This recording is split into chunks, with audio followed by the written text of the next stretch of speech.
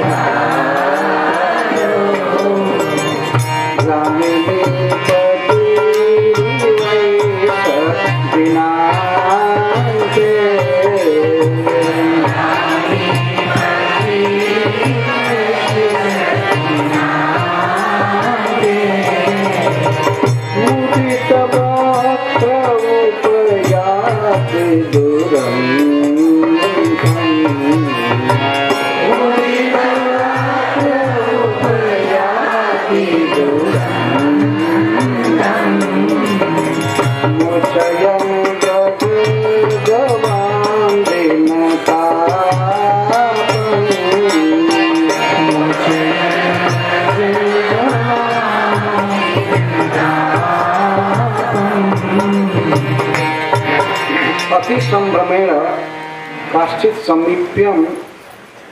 समीपम आयांतम कथयन्ति ईशत्। अब श्री कृष्ण बिल्कुल गांव के निकट आ गए हैं, अब प्रवेश करने वाले हैं। उनको इस तरह देख करके कोई कोई गोपियां इस तरह से कहती हैं, ईशत् मद विघूर्णित लोचन मदेन विघूर्णिते लोचने जस्य सुहृदा पुरोहितादि मातुलादि भ्रातादि दासादि तांबुलिकादि नाम यथोचितम आशीर्वादादि कृताम मानद प्रणाम आलिंगन सस्मित संभाषण प्रणयावलोक नर्मावलोक कृपावलोकनादि लक्षण यथोचितम ददाति तथा स वनमाली बदर पांडु बदन ईशत् पक्व बदरवत पांडुरम बदनम जस्य स कनक कुंडल लक्ष्म्या कनक कुंडलयोः लक्ष्म्या कांत्या मृदुगंडम मृदु कोमलौ गंडौ कपोलौ जस्मिन् तत् बदनं मंडयन कोमल गंडस्थलं वा शोभयन द्विरदराज विहारः द्विरदराजस्य ऐरावतस्य इव विहार जस्य स मुदित वक्त्रः मुदितं प्रसन्नं वक्त्रं वदनं जस्य सः एषः जदुपतिः जदूनां गोपानां पतिः श्रीकृष्णः दिनान्ते सायंकाले ब्रजगवां दिनतापं मोचयन् जामिनीपतिः चन्द्रः इव उपयाति समीपम आयाति। इस तरह परम आनंद में श्री गोपीजन इस लीला का वर्णन कर रही हैं। ब्रज में सबसे आनंददायक समय यही होता है जब श्री कृष्ण वन से गोचारण करके लौटते हैं। प्रतिदिन एक बहुत बड़ा उत्सव जैसा होता है। उत्सव मतलब खुशी, आनंद, श्री कृष्ण को देख करके। तो श्री गोपी जन इस तरह से कह रही हैं कि श्री कृष्ण हर्ष के कारण, मद का यहाँ हर्ष, मद हर्ष में प्रयुक्त हुआ। मद विघूणित लोचनिशन, हर्ष के कारण विशेष करके श्री गोपियों का दर्शन करके श्री कृष्ण को जो सुख मिलता है उसी को यहाँ मद शब्द से व्यक्त किया जा रहा है। मद, हर्ष से उनकी आंखें ईषत घूर्णित होती हैं, विघूर्णित, थोड़ा थोड़ा इशारा करते हैं हंसते हुए। मद विघूर्णित लोचन ईषत मानदह स्वस्वरदान बनमाली, और वन की माला, फूल की फ्रेश माला लगाए हुए हैं। स्वसुहृदम बनमाली, स्वसुहृदम मानदह, अपने सुहृदों को श्री कृष्ण मान देते हैं, सम्मान देते हैं। श्री कृष्ण के कई प्रकार के सुहृद हैं, मित्र हैं, पुरोहित हैं, मामा हैं, और भी कई तरह के हैं। ब्रज में सब संबंधी भरे पड़े हैं श्री कृष्ण के। श्री कृष्ण को तांबुल खिलाने वाले तांबुलिक, विश्वनाथ चक्रवर्ती ठाकुर कहते हैं कि तांबुलिक, और भी तरह कई प्रकार के सुहृद हैं। तो श्री कृष्ण के प्रति आशीर्वाद देते हैं, श्री कृष्ण को आशीर्वाद देते हैं। वन से आए हैं तो कोई आशीर्वाद देते हैं, चिरंजीवी भव, सुखी भव, ये सब बहुत प्रकार के आशीर्वाद देते हैं। उनको ये मान देते हैं। श्री कृष्ण मानद, सखा को सखा जैसा मान देते हैं। तो श्रील विश्वनाथ चक्रवर्ती ठाकुर कहते हैं कि किसी पर हंस कर देखते हैं, किसी पर कृपा से दृष्टि से देखते हैं। कृपा से देखना और हंस करके स्नेह से देखना, ईश्वरीय पूर्वक देखना, दोनों में अंतर है। किसी किसी को हंस करके देखते हैं, लेकिन बहुत देर के बाद भेंट नहीं हुई है, केवल 7-8 घंटे के बाद भेंट हुई है, लेकिन वह उनके लिए ऐसा लग रहा है जैसे कई करोड़ युग के बाद कृष्ण से मिलन हो रहा है। तो उनका मान करते हैं, किसी को प्रणाम करते हैं, किसी का आलिंगन करते हैं। श्री कृष्ण के वन से आते हैं, किसी के तरफ प्रेम से देख देते हैं। जैसे गोपियाँ श्री कृष्ण को दोनों तरफ से छिप करके देख रही हैं, तो अपने गुरुजनों की दृष्टि बचाते हुए श्री कृष्ण उन पर भी देखते हैं, सम्मान करते हैं, सत्कार करते हैं। ये है मान, जो जैसा होता है उसका वैसा मान किया जाता है। इस विषय में श्री कृष्ण परम पटु हैं। पिताजी को प्रणाम करना, पुरोहित जी को प्रणाम करना और किसी का आलिंगन करना, इसके साथ ही किसी पर मुस्कुरा करके देखना, श्री गोपियों के तरफ स्नेह से देखते, कृपा करके देखते। दिन भर मेरे विरह की ज्वाला में दग्ध हो गई, उन पर मानो वे अपने कृपा दृष्टि से देखते हैं। और भी जो ब्रज में अपने स्वजन रहे थे, वन में नहीं गए थे, उनको स्नेह से देखते हैं, कृपा से देखते हैं, मिलते हैं, कुछ पूछते हैं,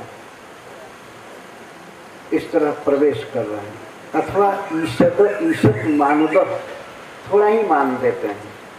थोड़ा मान देते हैं इसलिए कि बहुत लोग हैं, थोड़ा सा मुस्कुरा करके देखना, थोड़ा मान देते हैं क्योंकि उनको मान की कितनी अपेक्षा है कि श्री कृष्ण हमसे मिलें। जैसे गोपियों की इच्छा होती है कि श्री कृष्ण हमसे मिलें, हम इनका आलिंगन करें, लेकिन इतना ज़्यादा मान भगवान नहीं दे सकते हैं, और समाज विपरीत है। तो ईशत मानद, थोड़ा मान दे रहे हैं। श्री सनातन गोस्वामी पाद जी दोनों तरफ ईशत शब्द को लगा रहे हैं। ईशत विघूर्णित लोचन और ईशत मानद, स्वसुहृदाम बनमाए। बदर पांडु बदनो, दिन भर गाय चराते चराते और थक गए हैं, परंतु फिर भी इनका मुख बहुत सुंदर है। यहाँ पर सांवले मुख को पके हुए बेर फल के समान कह रही हैं गोपियाँ। जब बदर बेर फल पक जाता है, जब बदर का फल पक जाता है तो थोड़ा थोड़ा पीला लगने लगता है, लाल लाल थोड़ा पीला। ऐसे परिश्रम करके आए हैं तो मुख लाल है। लाल जब होगा सांवला मुख तो वो पीला हो ही जाएगा।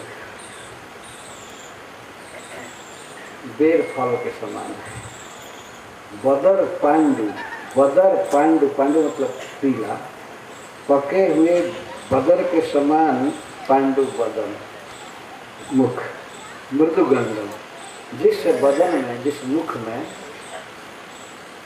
मृदु कोमल गंडल, तब जिस गंड मतलब गाल, जिस मुख कमल में अतिशय सुंदर मृदु गाल है और उस गाल को कुंडल चूमते रहते हैं, झूमते हैं तो कृष्ण के गाल पर पड़ते हैं। तो ऐसी परीक्षा की जा रही, कुंडल नहीं है, ये लक्ष्मी जी हैं दो रूप में, वे अपने प्रियतम के मुख को चूमती रहती, गाल पर ही झलकते हैं कुंडल, कृष्ण कुंडल।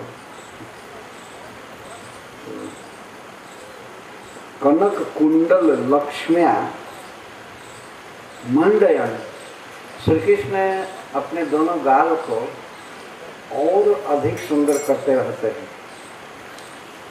कनक कुंडल लक्ष्मी से, कांति से, सांवले गाल पर, बदन पर जब स्वर्ण कांति पड़ती है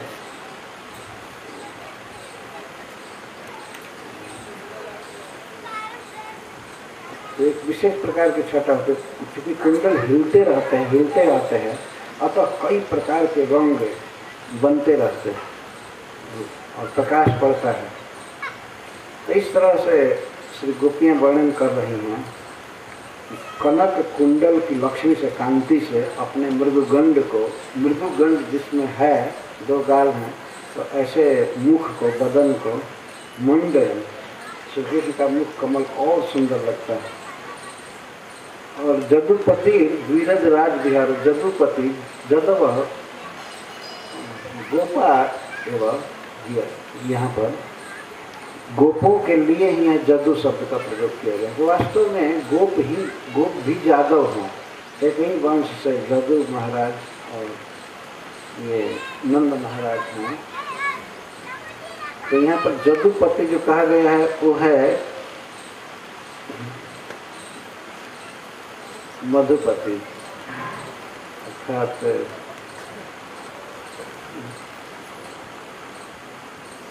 गोपपति। गोपपति कैसे हैं, कैसे चाल चल रहे हैं, ये आचार्यों पर चढ़ करके कृष्ण को देख रहे हैं या ऊंचे स्थान पर गलियों से। द्विरज राज, द्विरज, रज का अर्थ है दांत, जिसके दो दांत होते हैं बड़े बड़े, तो द्विरज तो हाथी, गज। और गजों का राजा कौन है? ऐरावतो गजेंद्राणा। भगवान कहते हैं मैं गजेंद्रों में ऐरावत हूँ। तो ऐरावत जैसी चाल भगवान चल रहे हैं मस्त, और वैसा ही उनका विहार है, और भी चलना, लीला करना। तो द्विरज राज विहारो जामनी पति रिवाई सदिनाम से, ऐसा जामिनी पति ही, यह रात्रिपति दिशानाथ चंद्रमा उदित हो रहा है। मुदित वक्त उपयाति, श्री कृष्ण अत्यंत प्रसन्न मुख में है, प्रसन्न मुख है। मुदित का अर्थ प्रसन्न, वक्त मतलब मुख है। अतिशय मुदित बदन है।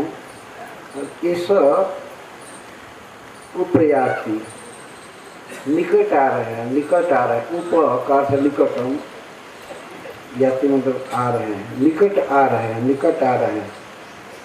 क्या करते हुए? दुरंतम दिनतापम मोचयन ब्रजगवान। ब्रज की गौओं का, हम लोगों का दुरंतम ताप, जो श्री कृष्ण दर्शन के अतिरिक्त अन्य किसी भी उपाय से जिसका नाश नहीं हो सकता, अंत नहीं हो सकता, ऐसे दुरंत दिन ताप को दिवस विरह जनित ताप से मुक्त करते हुए आ रहे हैं। जिस प्रकार चंद्रमा उदित होता है तो दिन भर के जलन को मिटा देता है, उसी प्रकार श्री कृष्ण वृंदावन से ब्रज में प्रवेश कर रहे हैं तो दिन भर के ताप को दिन तापम, और उसको क्या कह सकते हैं गोपियाँ, जितना दुख हुआ दिन भर श्याम सुंदर को नहीं देखने के कारण, उसको शब्दों में नहीं कहा जा सकता। लेकिन उनको देख करके जो सुख हो रहा है तो दिन भर की पीड़ा समाप्त हो गई। उनको देखने में जो आनंद है, वह आनंद सारे दुख को, अदर्शन जनित दुख को सब खत्म कर दिया। मोचन ब्रज गवान, ब्रज की जो गौएं हैं हम, यह ब्रज में जो बंधी हुई गौएं खूंटे पर थी, उनके दिन ताप को, दिन भर गोपाल को देखने के लिए तरसती रही, तो उनके दिन ताप को मोचयन दिन ये श्री कृष्ण आ रहे हैं। ऐसा जामिनी पति, जैसे चंद्रमा को उगते हुए दिखा करके कोई आदमी कहे ये जामिनी पति दिन का ताप भर लेते हैं, सूर्य की किरणों से जो ताप उत्पन्न हुआ, उसी तरह से ये जामिनी पति कृष्णचंद्र, ऐसा कृष्णचंद्र, कृष्ण नामक चंद्रमा उदित होते हुए वन से आते हुए ब्रज में प्रवेश करते हुए हमारे दुरंत विरह ताप को हर रहे हैं। यह है अंतिम जुगल।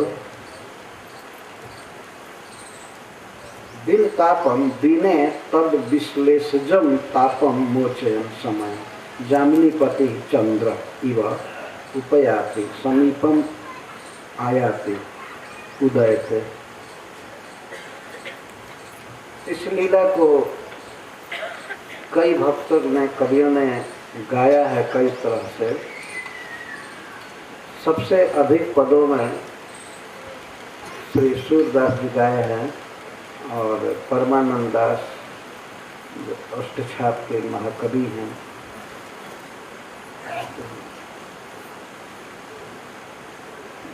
और अर्वाचीन बहुत से आचार्यों ने, भक्तों ने भी इस लीला पर गान किया है। क्योंकि यह बहुत आनंद की लीला है।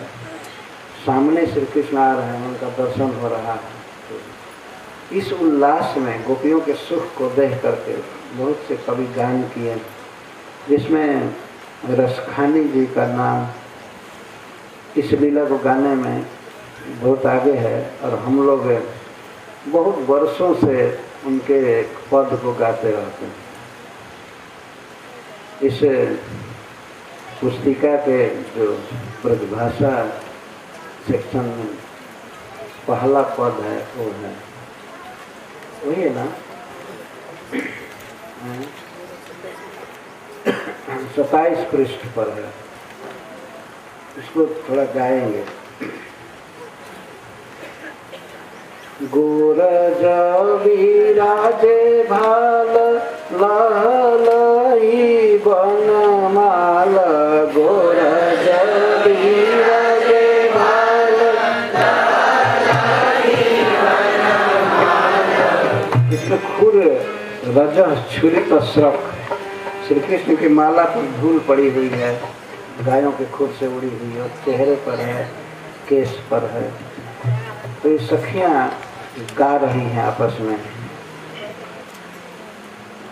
गोरज विराजे भाल लहलई बनमाल, गोरज विराजे भाल लहलई बनमाल। आगे गैया पाछे ग्वाल, गावे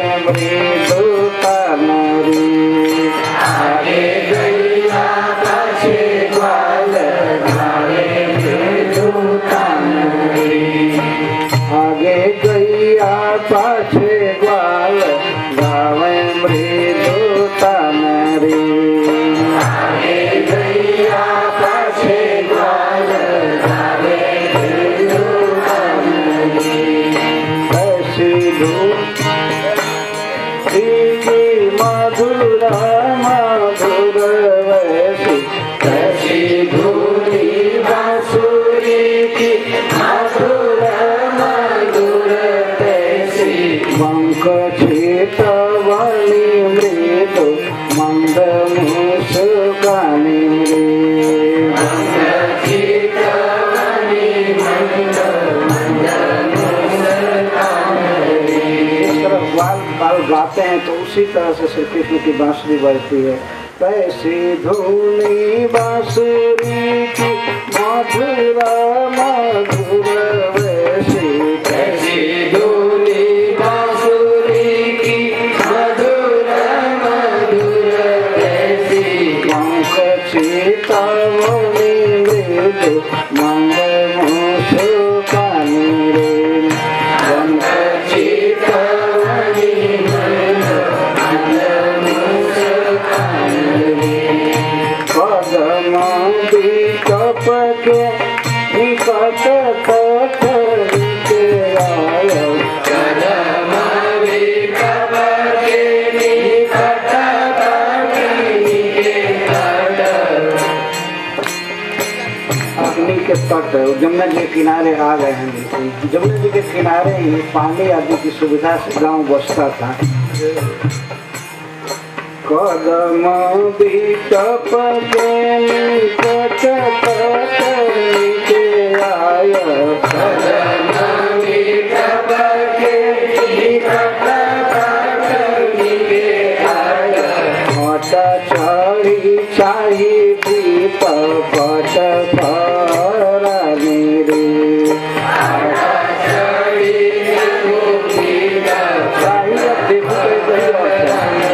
शाही ब्रजभाषा में इसका अर्थ है देखो चाहिए और इसमें देखो देखो लिख दिया गया है। ठीक। अटा चढ़ी चाहिए दीप पट फरानी रे। अटा चढ़ी चाहिए दीप पट फरानी रे। अटारी को छोड़ करके जरा पीताम्बर की फरानी देखो किस तरह लहरा रहा है पीताम्बर।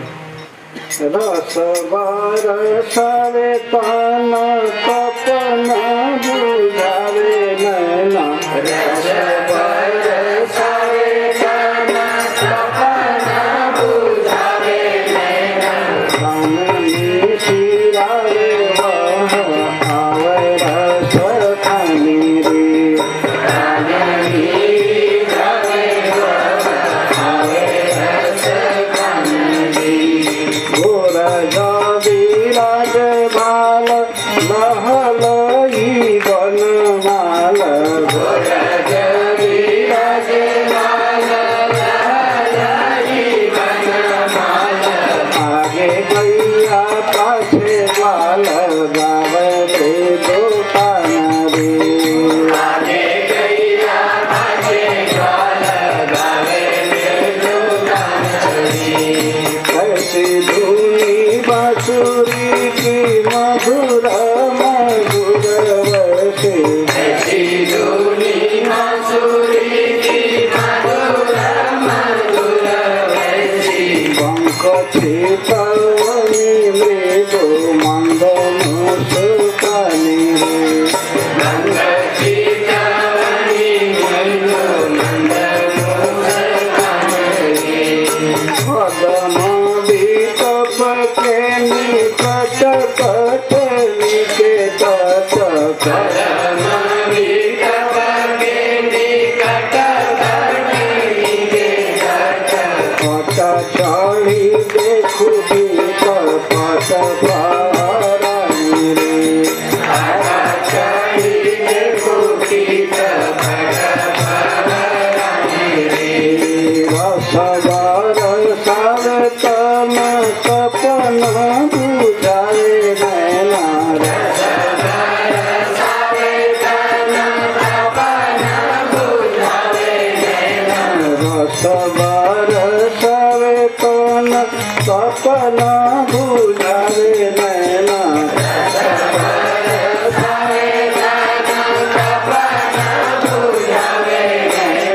काननी झावे प्राण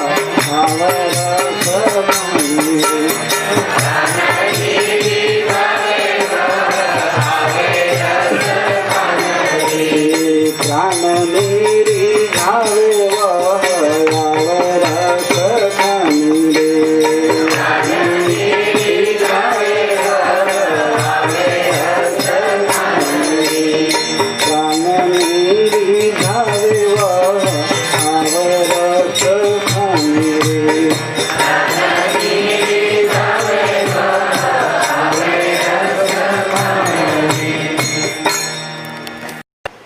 नयन और प्राण को रिझा रहे, ठंडा कर रहे, सुखी कर रहे। चिंतन करके प्राण व्याकुल थे और नेत्र छटपटा रहे थे कृष्ण को देखने के लिए, तो अब रिझा रहे। नयन प्राणनी रिझावे वह आवे रस खाने। रस खाने कवि का नाम भी है और श्री कृष्ण तो रस के खान है ही, रसराज हैं। तो दोनों कवि का तुलसी दल भी लगा हुआ है इसमें।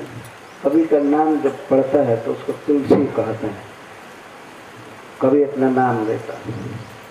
रस बरसावे ताना तपना बुझावे नैना, रस बरसावे ताना तपना बुझावे नैना, काननी रिझावे वह आवे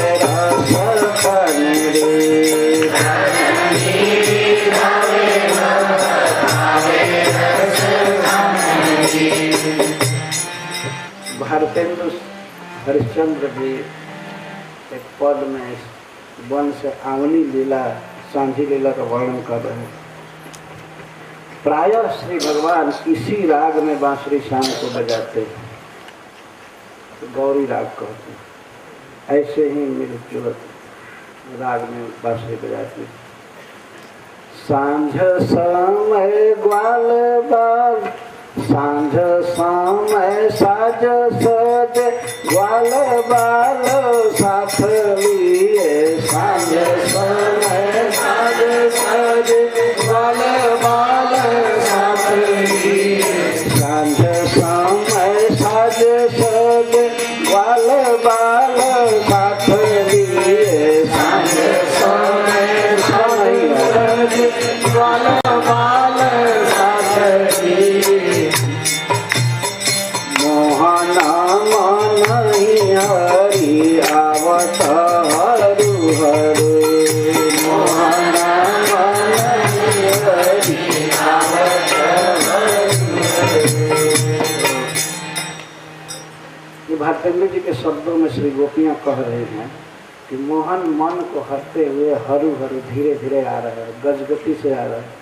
मोहना मन हरि आवत हरु हरु, मोहना मन हरि आवत हरु हरु। और कैसे याद है?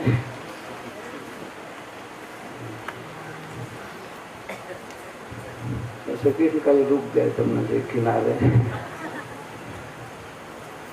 मोहना मन हरि आवत हरि आवत हरु हरु, मोहना मन हरि आवत हरु हरु। शीश मोर मुकुट लकुट कर लिए ओढ़े, शीश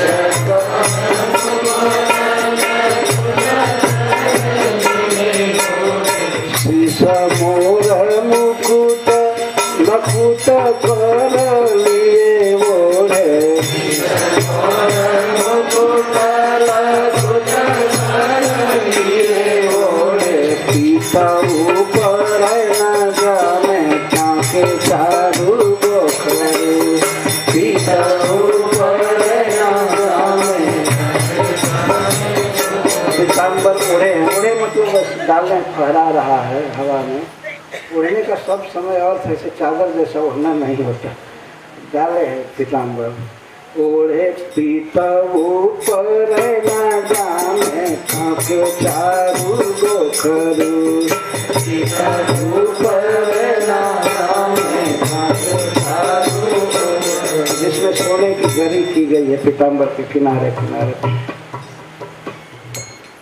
हरिचंद्र बेनु को बजावत है गावत सो, हरिचंद्र बेनु को बजावत है गावत, हरिचंद्र बेनु को बजावत है गावत सो, हरिचंद्र बेनु को बजावत है गावत सो, आवत साथ साथ गाय बाछरू आवत साथ साथ गाय बाछरू आवत लिए साथ साथ गाय बाछरू आवत लिए साथ साथ गाय बाछरू। नाचत गुआल मध्य लाजत मनोज सखी गुआल मध्य लाजत मनोज सखी, नाचत गुआल मध्य लाजत मनोज लखी, नाचत गुआल मध्य लाजत मनोज सखी।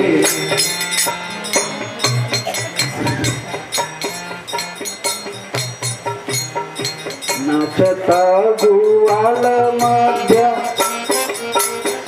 लाजत मनोज लखी, आव सखी बाजत गोपाल पाय घुंघरू आव सखी बाजत गोपाल पाय घुंघरू।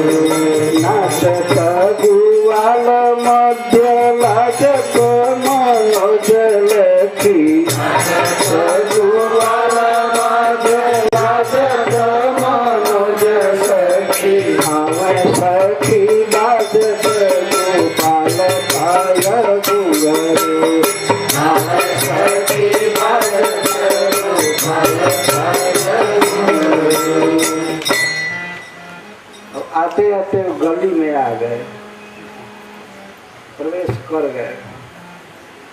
तो इस पर घनानंद जी की कविता प्रायः भगवान की इस सांझी लीला पर हम लोग गाया करते हैं जब भागवत सप्ताह होता है दशम स्कंद का।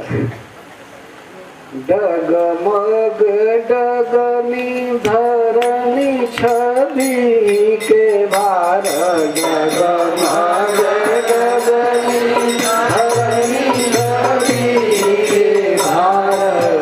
गोपियाँ कह रही हैं हे सखी प्रियतम श्याम सुंदर डगमग चलते हैं, सीधा नहीं चलते। डगमगी डगनी धरनी, डगनी मतलब डग पदन्यास, डगमग चलते हैं क्यों? छवि ही के भार। उन पर छवि का सौंदर्य का इतना बोझा है कि उसको संभाल नहीं पाते, सुंदरता का बोझ संभाल नहीं पाते, इसीलिए अब डगमग चलते हैं। बोझा बहुत है। डगमगी डगनी धरनी छवि के भार, डगमग डगनी धरनी छवि के भार। धरनी छवि ले उड़ाछी बन माल की, धरनी छवि ले उड़ाछी बन माल। देखो छबीले उड़ पर छाते पर वक्षस्थल पर वनमाला की कैसी ढबी है, कैसी लटकी हुई है वनमाला। धरनी छबीले उड़ाछी वनमाल की, धरनी छबीले उड़ाछी वनमाल की।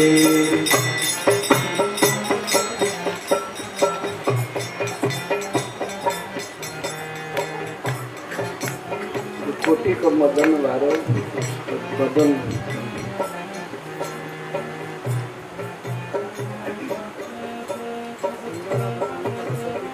सुंदर बदन पर कोटि मदन वारो सुंदर बदन पर कोटि मदन वारो चित चुभी चितवनी लोचन विशाल की चितवनी चित चुभी लोचन विशाल की। उनके विशाल आँख की चितवनी दिल में चुभ गई है।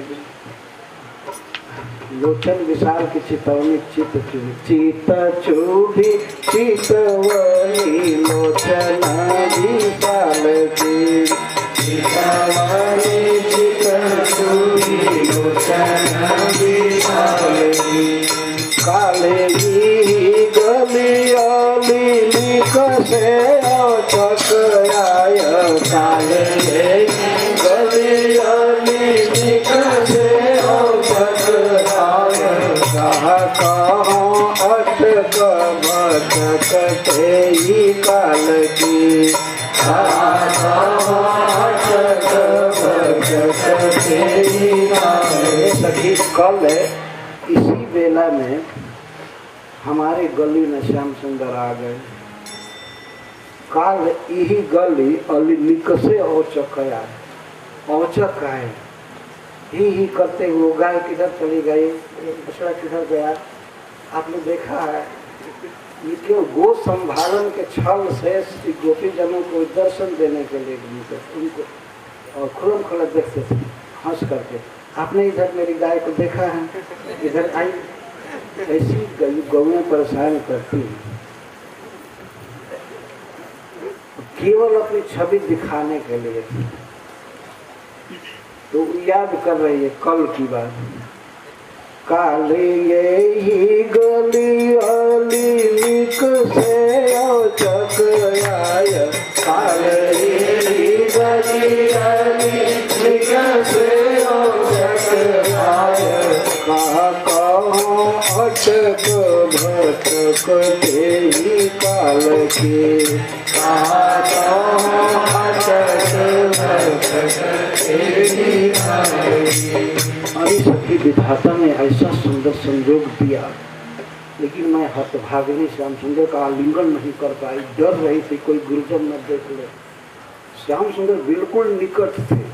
मैं उस समय की अपनी हालत को क्या था इतना आनंद हो रहा था और मैंने सोचा कि श्याम सुंदर का आलिंगन करूं लेकिन भय के कारण मैं नहीं कर पाई। पर फिर भी उनकी उस छवि को देख करके भीजई हाँ रोम रोम आनंद के घन छाय भीजई हाँ रोम रोम आनंद के घन छाय भीजई हाँ रोम रोम आनंद के घन छाय भीजई रोम रोम आनंद के घन छाय।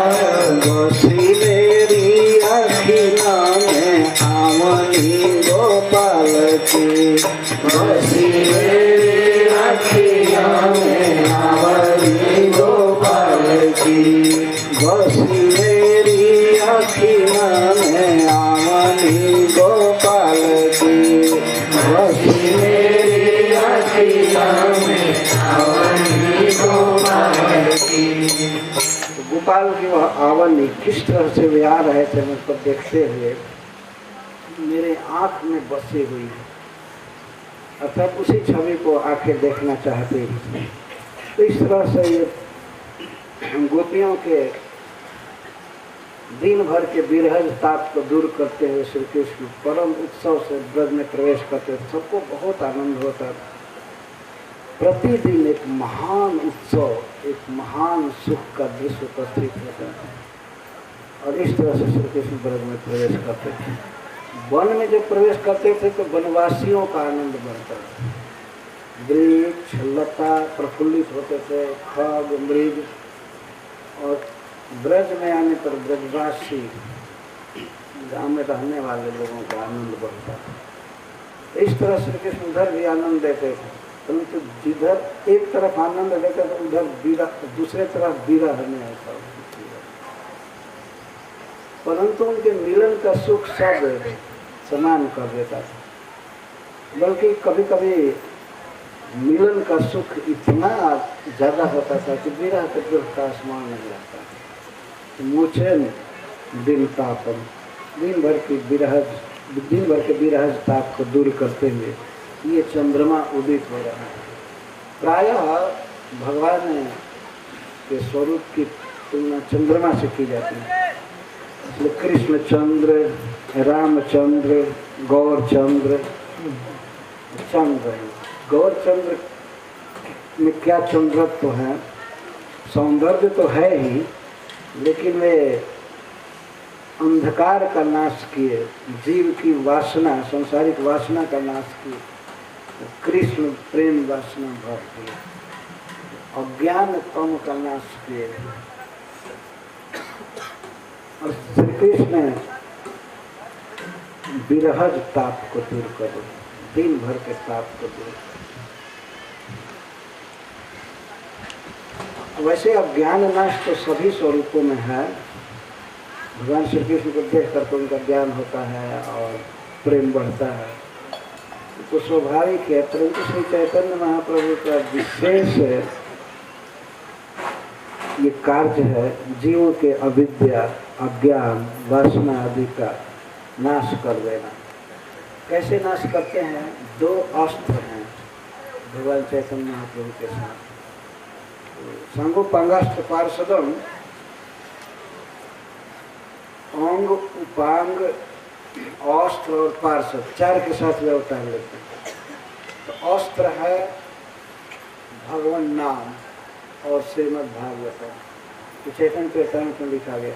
ये दो अस्त्र हैं जिनके द्वारा ये तम का, अविद्या का, वासना का जो एक सेना की तरह है उसका नाश करते हैं।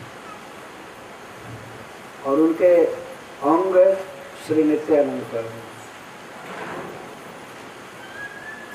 उपांग श्री अद्वैताचार्य की, और पार्षद श्री वासादि गौर भक्त के। ये सब पार्षद। इस अवतार में भगवान ने कोई अस्त्र शस्त्र नहीं लिया है खतरनाक काटने मारने वाला। हरिनाम एक अस्त्र है और श्रीमद् भागवत। इसकी इन अस्त्रों को सुनना पड़ता है, गाना पड़ता है, इसी से काम हो जाता है अविद्या का हरण। हरे कृष्णा कृष्णा कृष्णा हरे हरे, हरे राम राम राम हरे हरे। तो एक श्लोक रह गया, उसकी व्याख्या करेंगे बाद में, कुछ गीत होने के बाद। मेरे भी शायद में कुछ गीत सुने।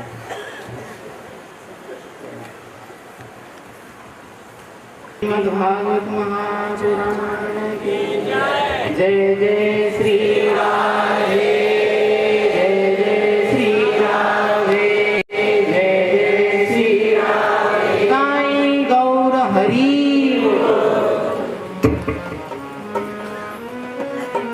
वरिया, सब दुख दूर हुए जब तेरा नाम लिया। बोलो ब्रज के श्री राधा जी के कांवरिया, सब दुख दूर हुए जब तेरा नाम लिया। अभी हाथ पर कोई किसी 5 समय भगवान नाम का उच्चारण करेंगे, गीत गायन करेंगे।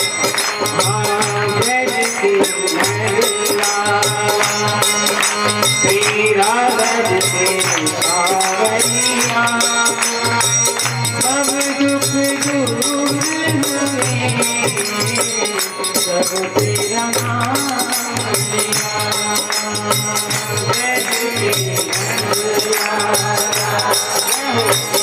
राधा जी के कांवरिया, सब दुख दूर हुए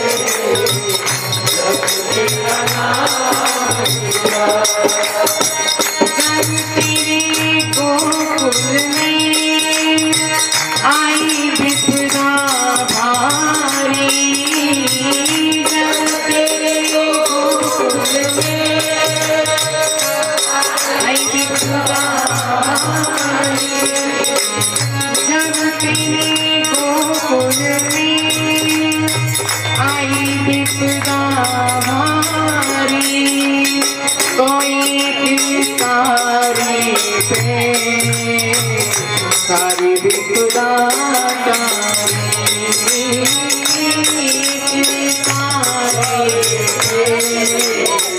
सारी विपदा तुझे लगो जिसे तूने हार दिया सब दुख दूर हुए जब तेरा नाम लिया हो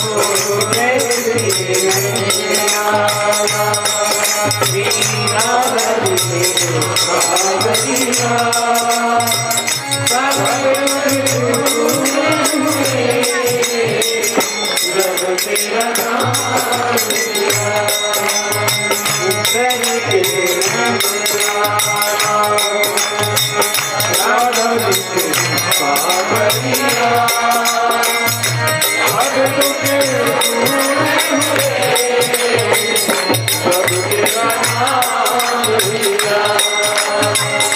मीरा पुकारे तुम्हें आजा बनवारी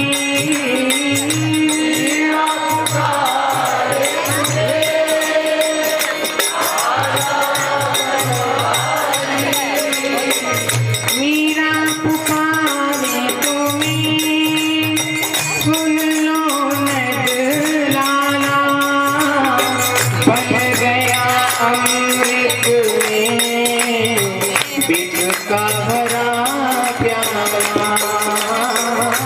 बन गया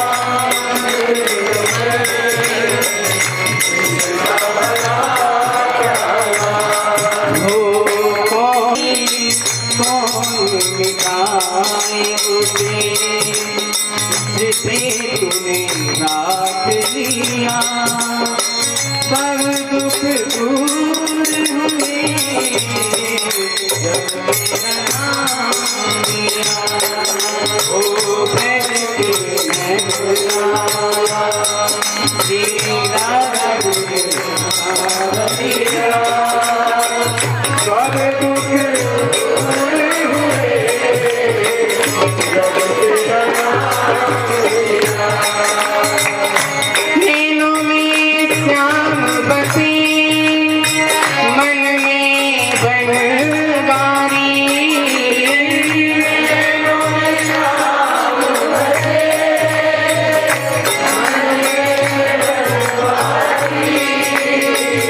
नैनों में श्याम बसे मन में बनवारी सुध बिसराई गई मुरली की ध्वनि प्यारी सुध बिसराई गई मुरली की ध्वनि प्यारी ओ मेरे मन मंदिर में वो मेरे मन मंदिर में मेरे मन मंदिर में तुम रास रचाओ रसिया सब दुख दूर हुए जब मेरा नाम लिया ओ जय हो सावरिया सब दुख दूर हुए जब तेरा नाम लिया सीख नहीं हो तुम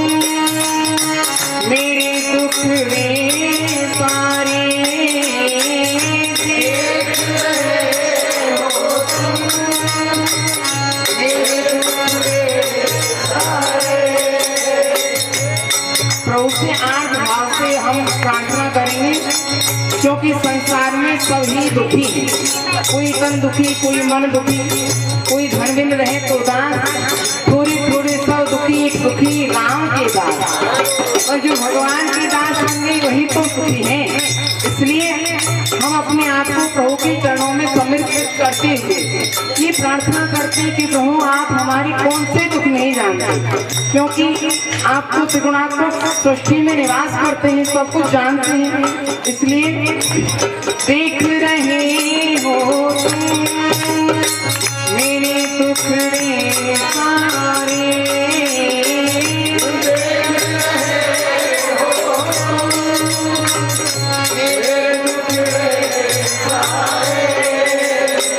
कब दर्शन दोगे मेरी आँखों के तारे, कब दर्शन दोगे मेरी आँखों के तारे।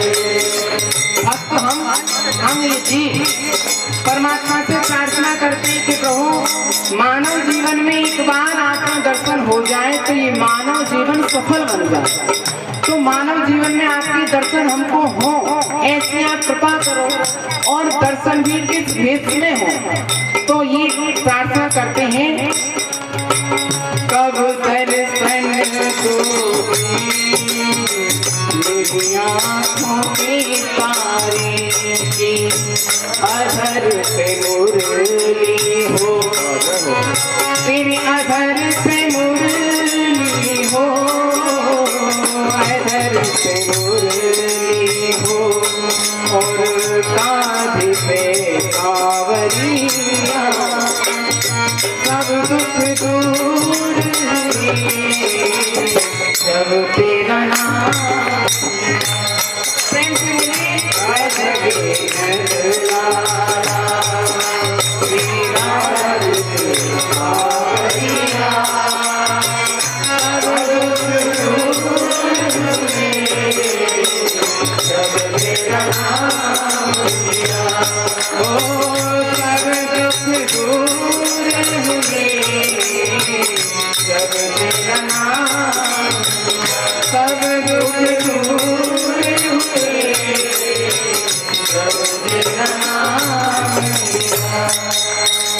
वृंदावन बिहारी लाल की जय, जय श्री राधे, जय जय श्री राधे, जय जय श्री राधे।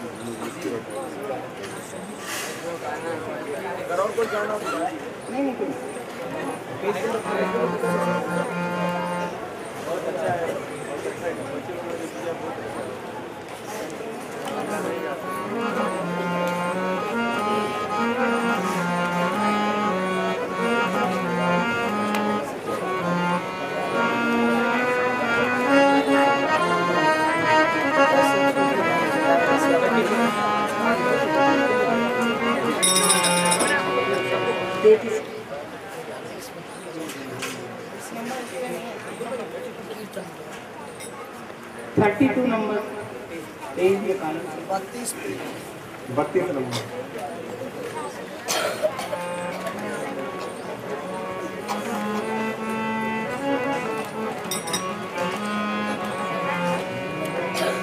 कैसे मुँह छूटे नाई छुटायो रसिया, बंधो प्रेम की डोर।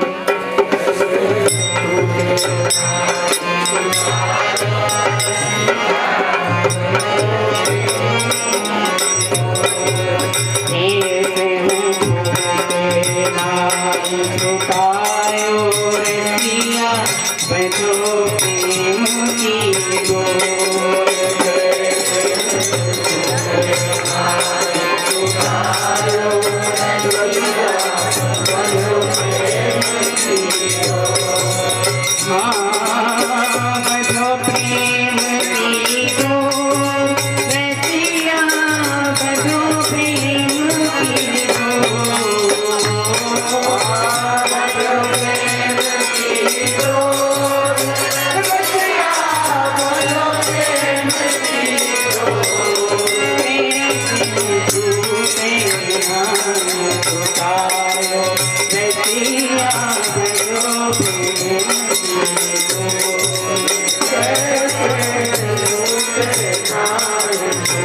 आयो रसिया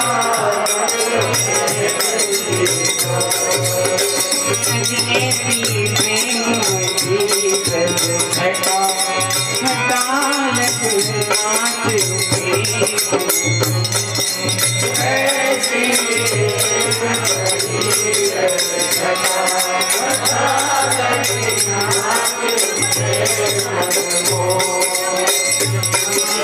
मन में पसंद खट्टो गोपी के भंग कोई कहे ब्रज संग अलग को कंग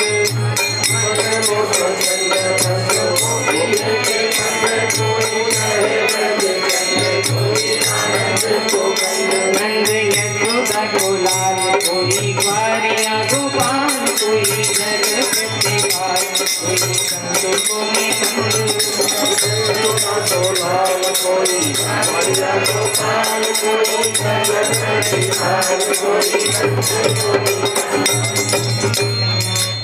ठाकुर जी कहते हैं कि ब्रज में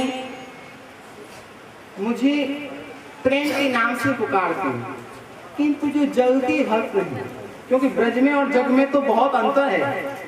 ब्रज के जो भक्त हैं ठाकुर जी को अपना मानते हैं, किंतु जो जग के भक्त हैं वो ठाकुर जी को अपना नहीं मानते।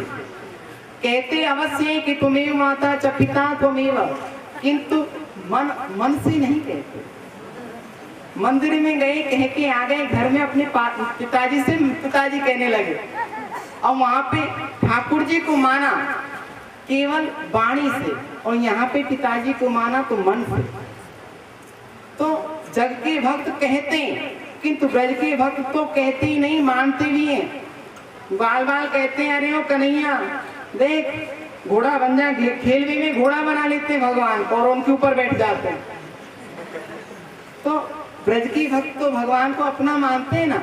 तो भगवान कहते हैं, कहीं मुझको कोई कुछ कहता है, नंद यशोदा की लाला कहते हैं, कोई ग्वारिया कहते हैं, कोई गोपाल कहते हैं, ठीक है, कोई कंस का काल कहते हैं, ठीक है, किंतु ब्रज में जो मुझे प्रेम के नाम से पुकारते हैं ब्रजवासी, वो नाम मुझे कितना मीठा लगता है। तो जो कंद का फल होता है वह अत्यंत मधुर होता है, मीठा, और उससे भी अधिक मुझे वो नाम प्रिय लगता है। तो कहते हैं, कंदहुते मीठो एक हाँ, कंदहुते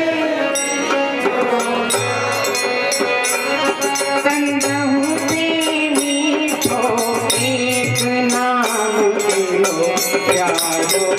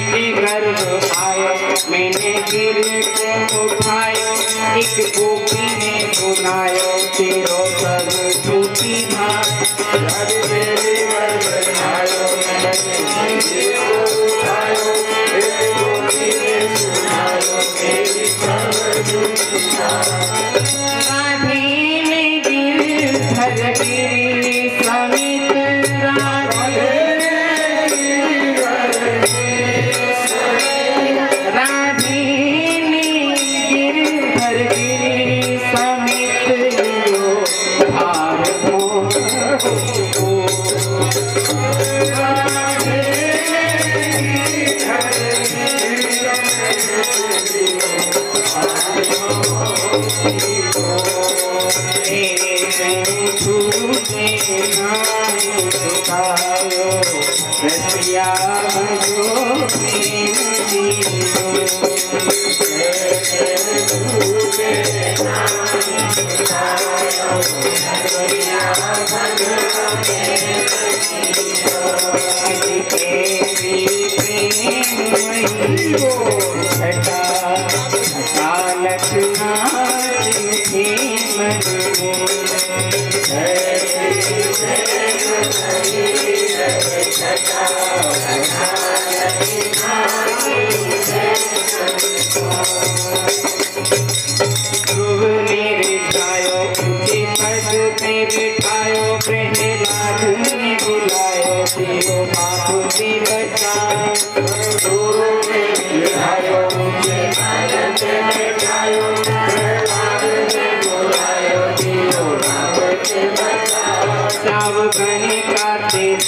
साबु सुआ संग तारो नाही सब रीति हारो थे आनु तुम पठाए गाओ गाते गाते हारो साबु सुआ संग तारो सब रीति हारो गई आनु तुम पठाए ब्रज की चुरुआ बरछाओ हाँ ब्रज की चुरुआ ब्रज की सुबह समझते सुल्लू हफ्ता ब्रज की चुरुआ बरसात ब्रज की चुरुआ बरसात बनाइयो ब्रज की चुरुआ बरसात बनाइयो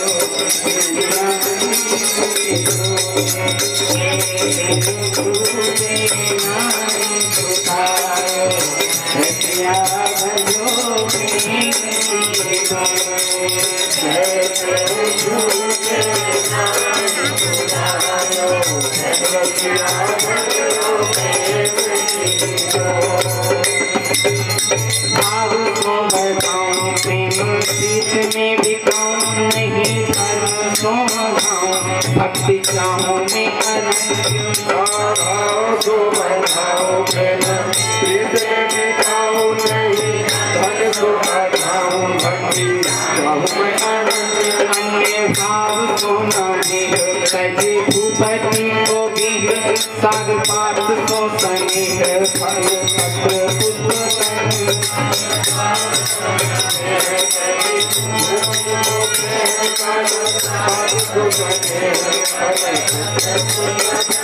अनुदिन रज से श्याम अनुदिन रज से श्याम अनुदिन रज से श्याम अनुदिन रज से श्याम पुछता लाख अनुदिन रज से श्याम पुछता आगे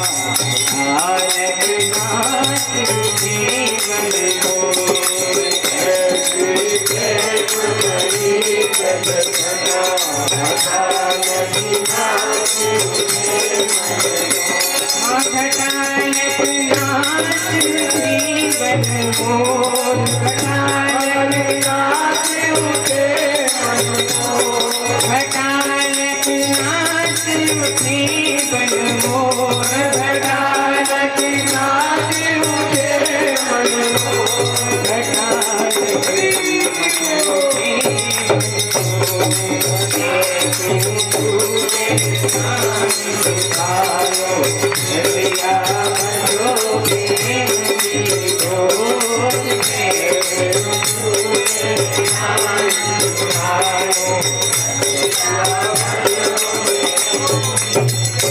वृंदावन बिहारी लाल की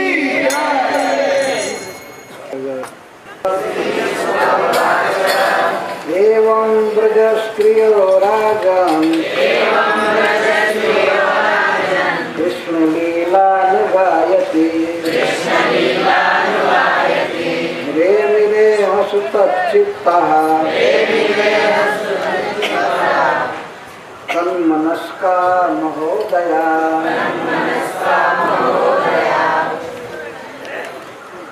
पुनः गंगा जी के तट पर महाराज परीक्षित की सभा में आइए, जहाँ श्री सुखदेव गोस्वामी बोलते हैं।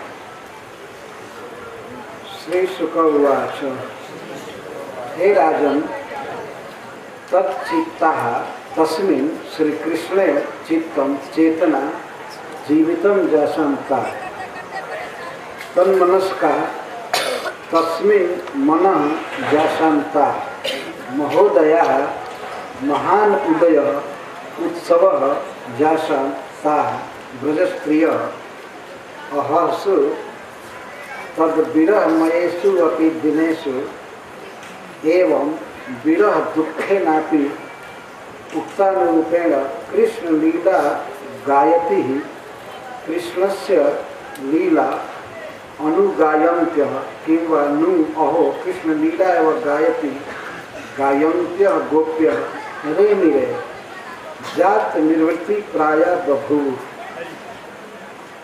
श्रीमद्भागवते महापुराणे परमहंस्यां संहितायां वैयासिक्यां दशमस्कन्धे पूर्वार्धे जुगल गीत वर्णनं नाम 3अध्याय। श्री सुखदेव गोस्वामी अब उपसंहार करते हुए कहते हैं, हे महाराज परीक्षित, राजन ये संबोधन है। राजन का अर्थ है कि आप बहुत सुंदर लग रहे हैं। राजन जो राज विराजे उसको राजन कहते हैं। कृष्ण प्रेम से, कृष्ण कथा के प्रति प्रेम होने से आप बहुत सुंदर लग रहे हैं। वास्तव में जीव की यही सुंदरता है। भगवान से प्रेम हो, आसक्ति हो, और विशेष करके उनकी वार्ता से, उनकी गाथा से, कथा से प्रीति है, तो वह व्यक्ति सुंदर लगता है। यही जीव की शोभा है।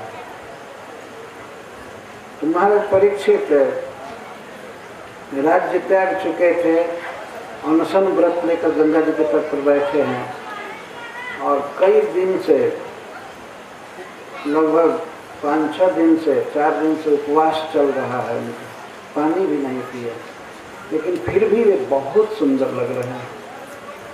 जब कोई व्यक्ति अपने कर्म में होता है, अपने स्वधर्म में होता है, तो वह व्यक्ति अच्छा लगता है।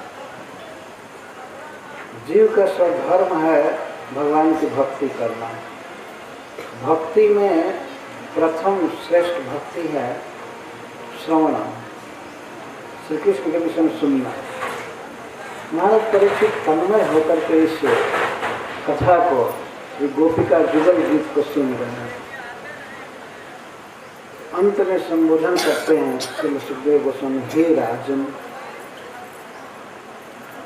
एक विचित्र बात है कि श्री सुखदेव गोस्वामी उस सभा में किसी अन्य को कभी भी संबोधित नहीं किए। महाराज परीक्षित को ही संबोधित कर रहे थे। कथा में सहस्रों लोग बैठे थे, एक से एक बड़े ऋषि मुनि, जिसमें भगवान वेदव्यास देव, सुखदेव गोस्वामी के पिता श्री स्वयं बैठे थे और वही उनके गुरु थे, पिता और गुरु दोनों। और श्री नारद जी वेदव्यास देव के गुरु सभा में बैठे थे। भगवान परशुराम अपने शिष्यों के साथ बैठे। जो भी ऋषि मुनि आए थे सब शिष्यों के साथ, बड़े बड़े ऋषि बैठे थे। लेकिन बड़े स्नेह से सुखदेव गोस्वामी महाराज परीक्षित को ही संबोधित कर रहे।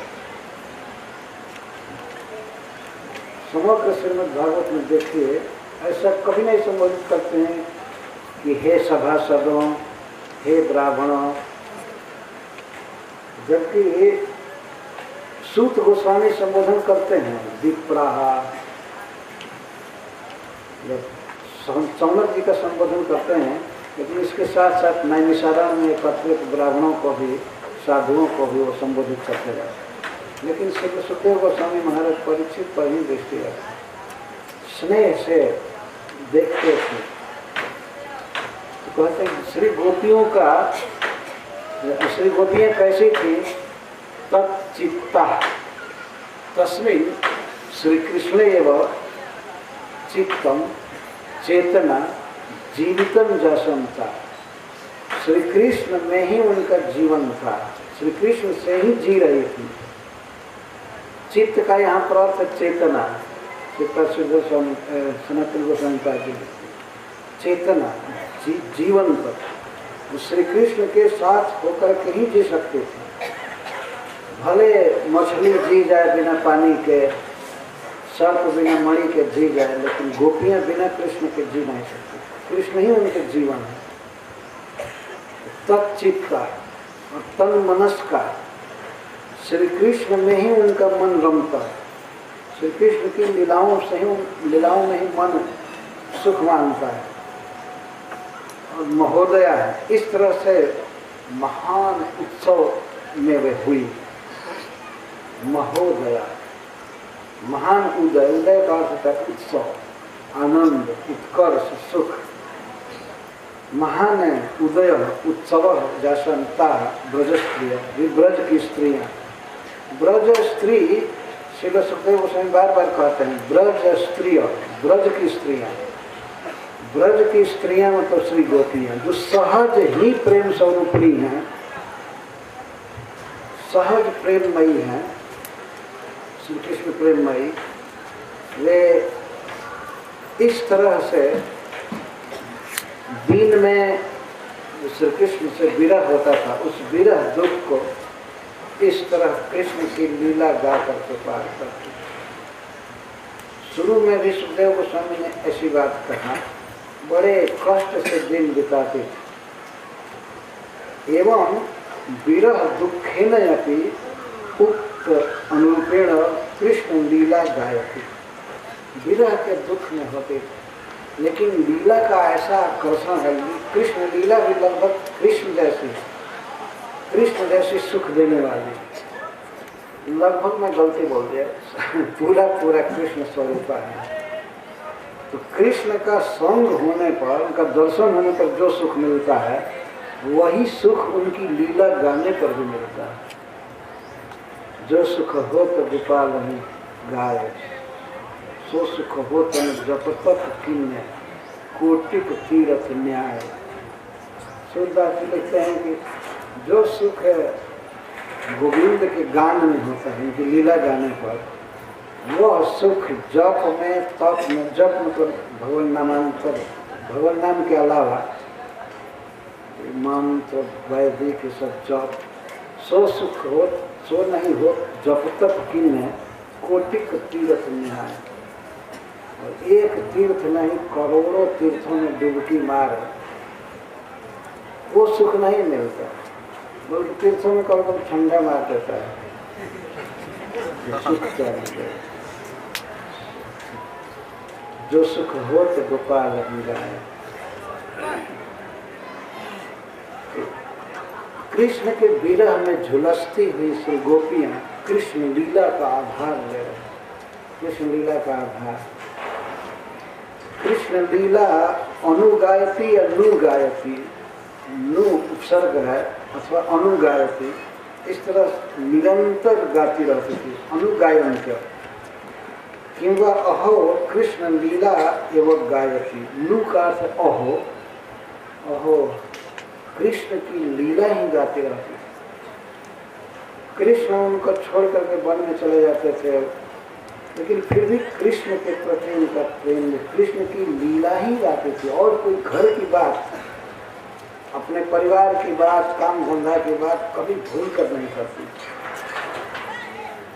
भूल से उनका चित्त चला जाए घर गृहस्थी में और वाणी से कुछ बोल दें, ऐसे नहीं। यह है भक्ति। भूल से भी कृष्ण के अलावा और कोई वर्णन न निकले, तब माना जाएगा कि हाँ अब भक्ति अस्थिर है। नहीं कहीं मिल गया अखबार बाँचने लगे और वर्णन भी करने लगे। दिल्ली में यह हुआ ये हुआ लखनऊ में ये हुआ यह बोला ये वहाँ पर सब ये संसारिक लोग वाच करते। श्री सुख वाच गोप्य ऊँचू ये पढ़ना चाहिए, क्योंकि यहाँ साधन का संकेत नहीं है। साधन राज्य से बहुत बड़े भाव राज्य की चीज़ है। साधन का संकेत तो इस जगत में किया जाता है, लेकिन फिर भी हम भक्तों को ऐसे प्रेरणा लेनी चाहिए। कृष्ण लीला अनुगाल, कृष्ण की लीलाएं ही गाती हैं और रे मेरे सुखदेव गोस्वामी कहते हैं कि बड़े कष्ट से दिन बिताते थे प्रथम श्लोक में, और इस श्लोक में कह रहे कृष्ण लीला गाते हुए रे मेरे रमती थी। रमण का अर्थ है आनंद में होना, इसका अर्थ जात निर्वृत्ति प्राय दुख खत्म हो जाता था, प्राय आनंद में हो जाता। कृष्ण की लीला गाने में कृष्ण के संयोग का अनुभव होता था। वो वेणु वादन का स्मरण और कृष्ण की लीला, उनके स्वरूप की स्फूर्ति ऐसी होती थी, तो उन्हें कृष्ण के संयोग से आनंद मिलता था। इसलिए सुखदेव गोस्वामी जी कहते हैं कि रे मेरे रमण करते जात निर्वृत्ति प्राय बहु। श्रीपा सनातन गोस्वामी लिखते हैं जात निर्वृत्ति, निर्वृत्ति मतलब से प्राय सुखी हो जाए। तो इस तरह से गोपी का जुगल गीत पूरा हुआ। और कल और स्टासुर का वध किया जाएगा, राधा कुंड की उत्पत्ति होगी और श्री नारद जी कंस के पास आएंगे। वो प्लान बना दिए थे, भगवान की इच्छा को जानते हैं, भगवान चाहते थे अब ब्रज में तो लीला कर ही लिए, ये करते ही रहेंगे लिख के। मथुरा में लीला करनी है, कुछ भक्तों की रक्षा वहाँ करनी है, द्वारका में रक्षा करनी है, और इसके साथ साथ पृथ्वी का कुछ लोड भी खत्म करना है। पृथ्वी का भार हो गया, असुरों का वध। यहाँ भी ब्रज में भी असुरों का वध करते ही रहते थे, लेकिन अभी बहुत असुर बाकी थे। उनका नाम पढ़ेंगे नारद, लिस्ट पढ़ेंगे, ये आप काम करेंगे, कल क्या करेंगे, परसों क्या करेंगे, इसके बाद क्या करेंगे, सब उन्होंने सुना दिया भगवान। तो भगवान की इच्छा को ही बोल रहे हैं। जैसे कोई आदमी अपना रूटीन बना के ये करना है वो करना है, लेकिन फिर भी कोई उसका प्रेमी भक्त शिष्य उसको बता रहे कि आपको ये करना है। तो श्री नारद जी भगवान की दिनचर्या को पढ़ रहे हैं, आगे होने वाली लीला। ये स्पष्ट कहते हैं कि मैं परसों कंस का वध देखूंगा।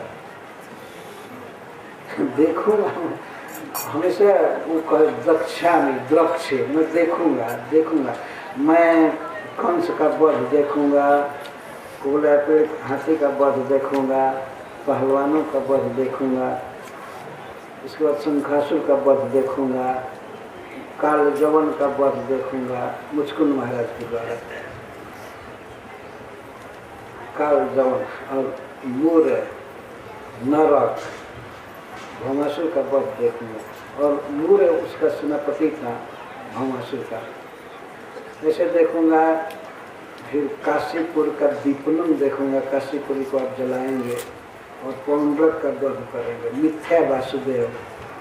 वो पौंड्रक काशी का राजा था जो बाह बनवा लिया था फालतू दो, और शंख चक्र गदा पद्म धारण किया। वो कृष्ण के पास लेटर लिखा, पृथ्वी का भार दूर करने के लिए मैं अवतार लिया, मैं वासुदेव हूँ, तुमने नकली वेश छोड़ो, नकली सब अपना अस्त्र शस्त्र धारण करना छोड़ो। तो भगवान ने कहा ठीक है मैं छोड़ूंगा। उसके बाहों पर ही छोड़ा, बाह काट दिया चक्र, सब महाकाल में गला निकाल दी, वसुदेव खत्म हो गया। ये भगवान बनते थे, तो वही मैं देखूंगा। इसके बाद आपका विवाह देखूंगा। शुरू में ही कह रहा हूँ मैं, पारिजात का अपहरण और पारिजात हरण और विवाह देखूंगा।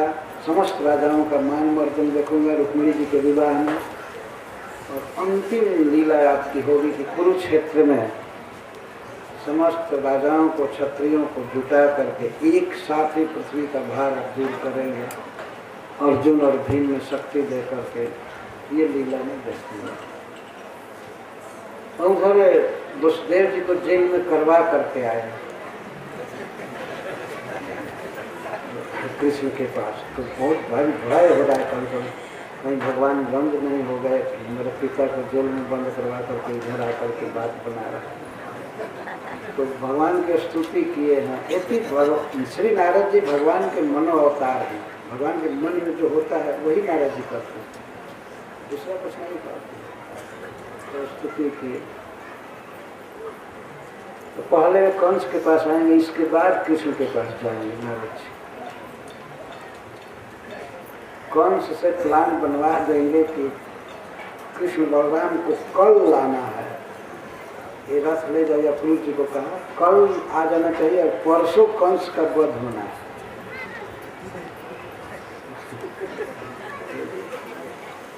ये कृष्ण से कहा। कंस से भी कहे कि कृष्ण बलराम को जितना जल्दी हो बुला लो, अपने स्थान पर बलवान है। वृंदावन में अपना स्थान, अपने गली का कुत्ता भी शेर होता है। तो इतने तुम्हारे आदमी बकासुर, धनकासुर और घासुर सब मारे गए केवल स्थान के बल से, नहीं तो कृष्ण बलराम में कुछ नहीं है। केवल स्थान बलवान होता है। जैसे मगर है, नक्र, अगर पानी में रहे तो बड़े बड़े गजराज को भी खींच लेगा, और स्थल पर हो जाए तो कुत्ते भी नोचेंगे, कुछ नहीं कर सकते। स्थान बलवान होता है, इसलिए उनको अपने स्थान में, अपने किला मथुरा में बुलाओ, यहाँ तुम्हारा बल चलेगा। और श्री नारद जी चाहते थे कि ये मारा जाए, उसके सारे सैनिक वगैरह, मंत्री वगैरह मारे। तो कल ये कथा आएगी। पहले अरिष्टासुर, जो असुर बैल बन करके, विशाल पर्वताकार बैल बन करके आया, तो किसी का वध नहीं कर सका, लेकिन सारे ब्रजवासी थर मार गए, वो कांपने लगे, बहुत भयभीत हो गए। भगवान उस बैल से युद्ध किए, कोई डंडा लेकर के नहीं, वो सिंह से युद्ध कर रहा था। भगवान अपने हाथ से युद्ध कर रहे हैं। श्री कृष्ण परम ईश्वर हैं, उनके लिए कुछ भी असंभव नहीं। कोई विकराल सांड से, तीक्ष्ण श्रृंग वाले से हाथ से लड़ेगा? ये 11 वर्ष के, 10.5 वर्ष के बच्चे थे और बैल से लड़ रहे। इसका सिंह उखाड़ करके उसे पीठ काट कर मारते हैं। लीला है। हरे कृष्ण हरे कृष्ण।